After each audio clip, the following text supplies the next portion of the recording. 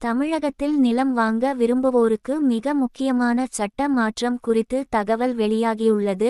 இனி ஒரு நிலத்தை வாங்கும் முன் அந்த நிலத்தின் முழுமையான விவரங்களை சரிபார்ப்பது கட்டாயமாகியுள்ளது. அதாவது நிலத்தின் முந்தைய உரிமையாளர்கள் யார், ஏதேனும் கடன் அல்லது அடமானம் வழக்கு உள்ளதா, நிலம் தொடர்பான சட்ட சிக்கல்கள் உள்ளதா என அனைத்தையும் தெளிவாக அறிந்து கொள்ள வேண்டும். இதற்காக அரசு புதிய சேவையாக பட்டா வரலாறு பத்தா ஹிஸ்டரி என்ற வசதியை அறிமுகப்படுத்தியுள்ளது. இந்த சேவையின் மூலம் ஒரு நிலத்தின் முழு வரலாறும் ஆன்லைனில் சரிபார்க்க முடியும். வழக்கறிஞர் உதவியுடன் எப்படி செயல்படுவது? நிலம் வாங்கும் முன் கீழ்க்கண்ட நடைமுறைகளை ஒரு வழக்கறிஞரின் உதவியுடன் பின்பற்றுவது மிகவும் பாதுகாப்பானது. பட்டா மற்றும் சிட்டா சரிபார்ப்பு. நிலம் உண்மையில் யாருடையது என்பதை உறுதி செய்ய வேண்டும்.